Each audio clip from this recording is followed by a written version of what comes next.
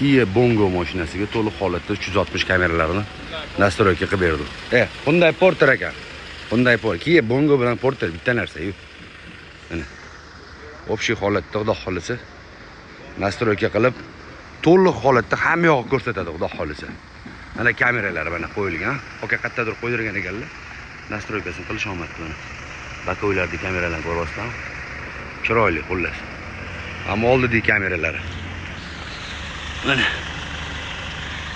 Chotki qilib nastroyka qilib berdi. Mana qilib orqa kameralar o'lchalandi. Kameradan yergacha. Nechiligi bu esingizda qolish kerak.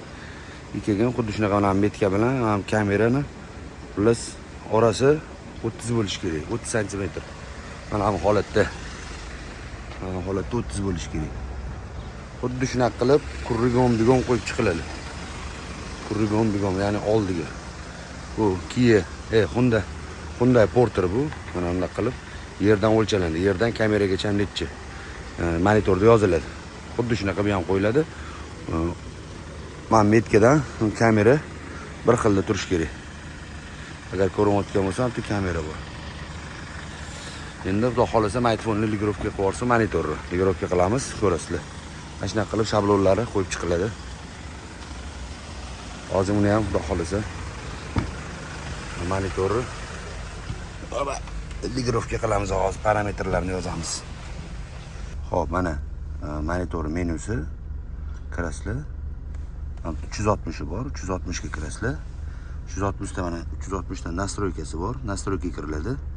Nastroykada mana eng tagidagi parametr degan joyi bor. Parametrga kiriladi. Birinchisiga kiriladi, соединениyaga. Sizlar qo'ygan shablon mana bundan bo'ladi. Men misol uchun men qo'ygan, mana bunaqa shablonlar ham bor xohlasanglar.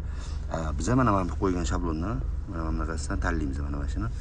Tanlasa, hop tegida mana shunaqa 4 kamerani joylashish chiqadi, ya'ni qanaqa ko'rinishi.